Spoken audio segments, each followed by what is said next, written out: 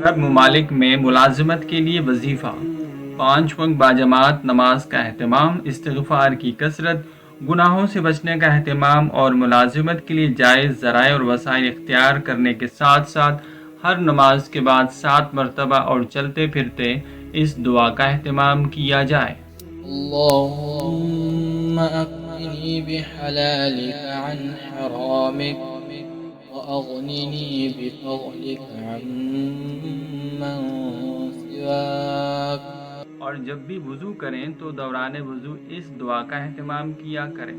اللهم اغفر لي ذنبي ووسع لي في داري وبارك لي في رزقي۔